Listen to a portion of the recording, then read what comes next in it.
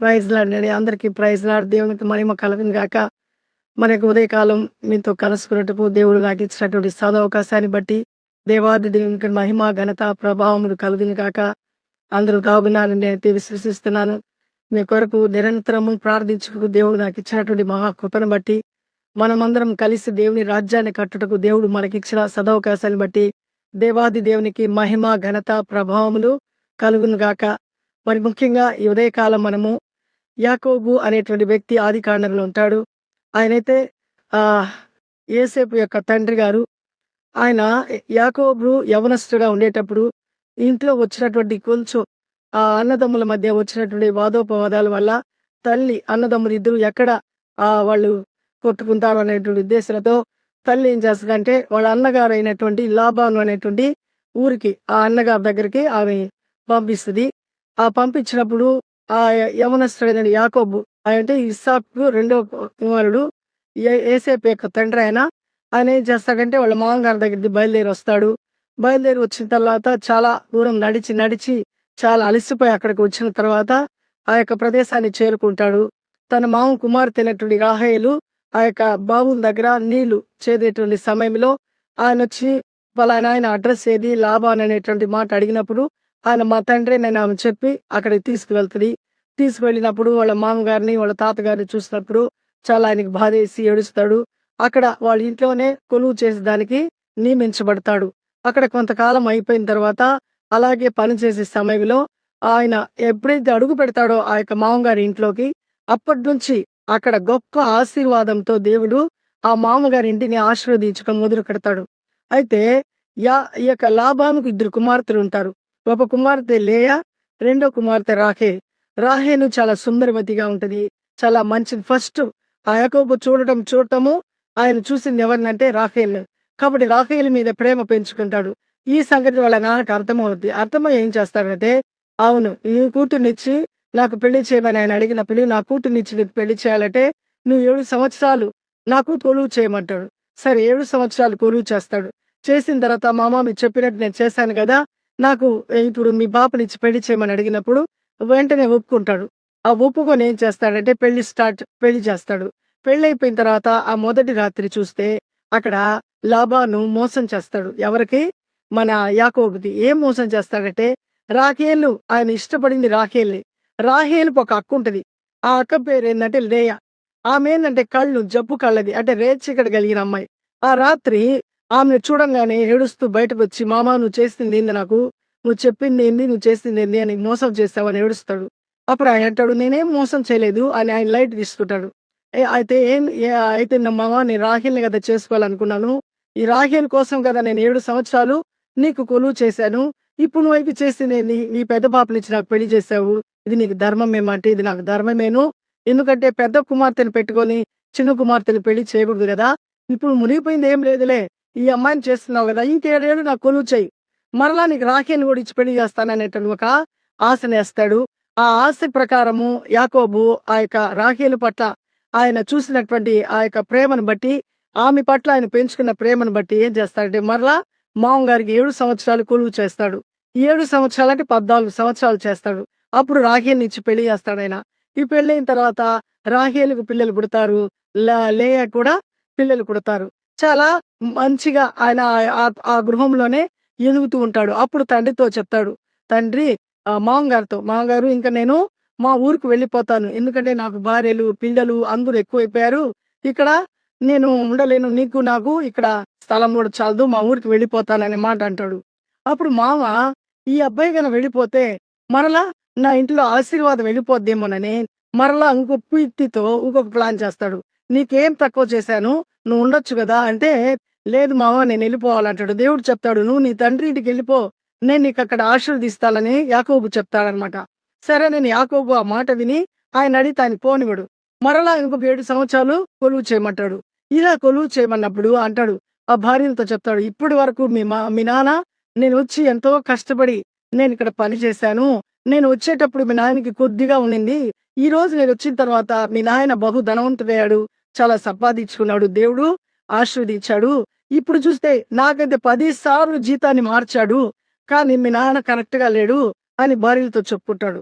ఎప్పుడైతే వెళ్ళిపోవాలనుకుంటాడో అప్పుడు మరలా మామ ఒక పేచి పెడతాడు. సరే నువ్వు నీకేం తక్కువ? నేను నీకేం కావాలో చెప్పు. నీకెంత జీతం కావాలో చెప్పు ఇస్తానంటాడు. అప్పుడు ఏం వద్దు మామ, నేను ఒక షరతు పెడతాను. చూడు మన మందల్లో అక్కడ మనకేమున్నాయంటే గొర్రెలున్నాయి, మేకలున్నాయి. ఆ మందల్లో చుక్కలు కలిగినటువన్నీ నావి. ఏమీ లేకుండా ప్లెయిన్‌గా ఉండేటివి నీవి. ఒకవేళ ప్లెయిన్‌గా నాలో కలిస్తే నేను దొంగిలించిన వాడినవుతాను. అప్పుడు నువ్వు నా మీద ఏ విధమైనటువంటి నేరారోపణైనా చేయొచ్చు. కాబట్టి నీకు నాకు షరతేంటంటే నాయి మచ్చలు గలవి, చారలు గలవి. నీవి మాత్రమేంటి ఆ యొక్క మంచి ప్లెయిన్‌గా ఉండేటివని అంటాడు. అయితే దేవుని యొక్క మహాకృప యాకోబుకు తోడుగా ఉంటుంది కాబట్టి మామయితే ఎన్ని సార్లు మోసం చేసినా, ఆయన ఎంత ఇబ్బంది పెట్టినప్పటికి గూడా దేవుని యొక్క మహాకృపలో ఈ షరతులో యాకోబుకు కావాల్సినటువంటి మచ్చలు కలిగినటువంటి ఆ యొక్క చారలు కలిగినటువంటి గొర్రెలను, మేకలను వాటన్నిటి దేవుడు అనుగ్రహిస్తాడు. అందును బట్టి దేవునికి మహిమ కలుగును గాక. కాబట్టి ఎవరైతే దేవుని యందు భయభక్తులు కలిగి జీవిస్తారో వాళ్ళని మనుషులు మోసం చేస్తారు. మనుషులు రకరకాలుగా ఇబ్బంది పెట్టేదానికి ప్రయత్నిస్తారు. కానీ దేవుని నమ్మి యథార్థతను విడిచిపెట్టకుండా దేవుని యందు విశ్వాసం ఉంచినప్పుడు దేవుని యొక్క మహాకృప, ఆయన యొక్క అభయ హస్తము ప్రతి మనిషికి తోడుగా ఉంటుంది. ఆ యొక్క కృపను మనం పొందుకోవాలంటే మనం ఏం కలిగి ఉండాలా? దేవునికి లోబడాలా.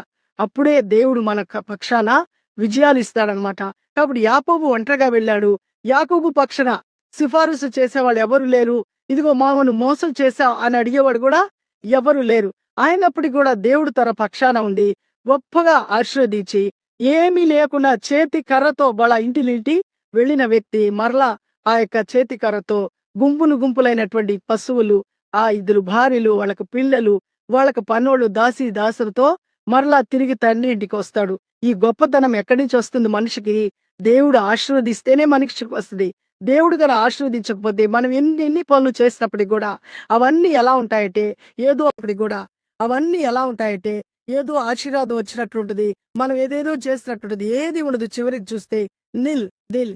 అది రాబోయేటువంటి వీడియోలో మా యొక్క జీవితాల్లో మేము చూసిన వాళ్ళ జీవితాల్లో ఎన్నో జరుగున్నాయి అలాంటివి. కానీ దేవుని నమ్మి దేవుని విశ్వాసం ఉంచినప్పుడు మనం ఏమీ లేకుండా ఉన్నప్పటికీ కూడా జీరో అయినా కూడా దేవునితో మనం జీవించినప్పుడు ఆయన మనల్ని ఫుల్ చేస్తాడు. అదే దేవునిలో ఉన్నటువంటి గొప్ప ప్రత్యేకత. ఈ ప్రత్యేకతను మనం పొందాలంటే దేవునితో నడవాలా, దేవుని యందు ఆనందించాలా, దేవునికి ఇష్టలుగా జీవించాలా.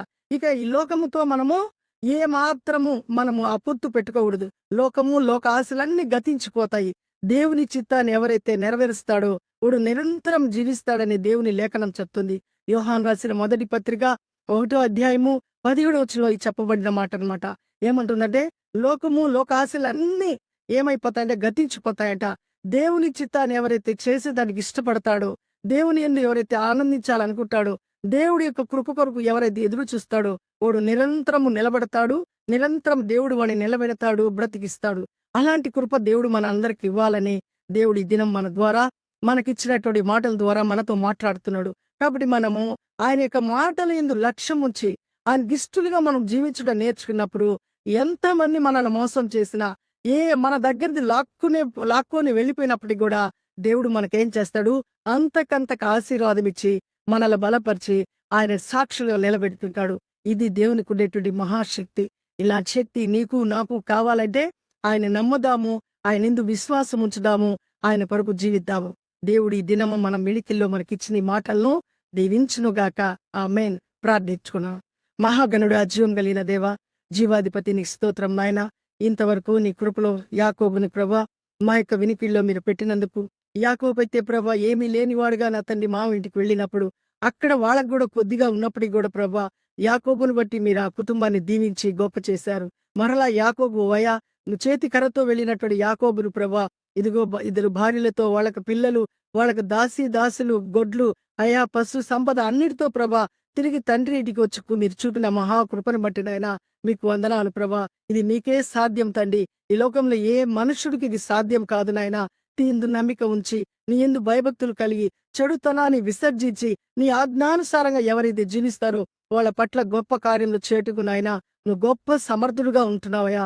ఇందును బట్టి నీకు కృతజ్ఞతాస్తులు చెల్లిస్తున్నాము. ఇదిగో వాక్యం విన్న నీ బిడ్డలందరినీ జ్ఞాపకం చేసుకొని వారి కుటుంబాలను దర్శించండి. వారి కుటుంబంలో ఏ లోటు ఉందో, ఏ ఇబ్బంది ఉందో, ఏ బాధ ఉందో, ఏ రోగం ఉందో, ఏ తెలియనటువంటి రుగ్మతలతో ఈ పీడిపబడుతున్నారో వాటన్నిటికీ నాయన నీ నామంలో, యేసు నామంలో ప్రతి ఒక్కరికి విడుదల కలుగునుగాక. నీ యందు విశ్వాసం ఉంచి నువ్వు ఇచ్చేటువంటి మహాకృపకు పాత్రులే స్థితిని ప్రతి ఒక్కరికి అనుగ్రహించమని యేసయ్య పరిశుద్ధ నామములో అడిగి బ్రతిమాలి వేడుకుంటున్నా పరమ తండ్రి. ఆమేన్. అందరికీ ప్రైజ్ లాడండి. God bless you. షాలోమ్. దేవునికి మహిమార్థకరంగా జీవిద్దాము. మీరు తప్పకుండా షేర్ చేయండి. షేర్ చేయటం ఎట్టి పరిస్థితుల్లో మర్చిపోబాకండి. ఎందుకంటే ఇది మన యొక్క ఛానల్ ద్వారా దేవుని యొక్క రాజ్యాన్ని మనము కట్టాలా. కాబట్టి లైక్ చేద్దాము, షేర్ చేద్దాము, సబ్స్క్రైబ్ చేసి అనేకులకు దేవుని రాజ్యంలో ఉండేటువంటి మజాని మనము చూపిద్దాము. ఇట్టి కృప దేవుడు మనందరికీ ఇచ్చునుగాక. ఆమేన్.